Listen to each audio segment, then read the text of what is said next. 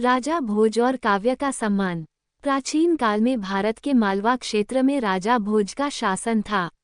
राजा भोज अपने न्याय, विद्वता और कला के प्रति प्रेम के लिए प्रसिद्ध थे। उनकी सभा में कई विद्वान और कवि शामिल होते थे, जो अपने काव्य और ज्ञान से राजा का मनोरंजन करते और राज्य को गौरव प्रदान करते। विद्वान की चुनौती। एक बार उनकी सभा में एक नया कवि आया। उसने राजा से कहा, महाराज, मैं एक ऐसा काव्य रचूंगा जिसमें 100 श्लोक होंगे और हर श्लोक में ऐसा संदेश छिपा होगा जो जीवन का गूढ़ रहस्य प्रकट करेगा। यदि आप इसे समझ पाए तो मेरी काव्य प्रतिभा का सम्मान कीजिएगा। राजा भोज ने उसकी चुनौती स्वीकार की और कवि को श्लोक रचने का अवसर दिया। कवि ने काव्य रचना प्रारंभ की।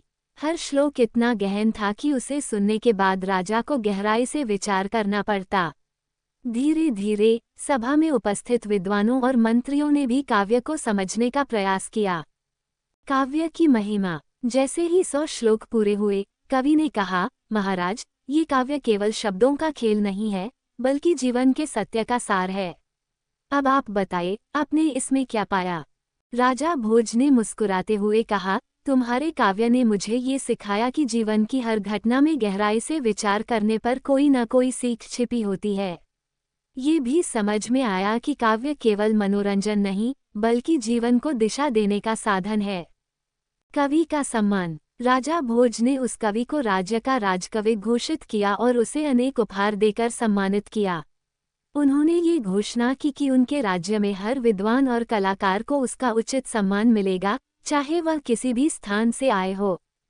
ये घटना इस बात का प्रतीक बनी कि राजा भोज केवल एक महान शासक ही नहीं, बल्कि ज्ञान और कला के सच्चे संरक्षक भी थे।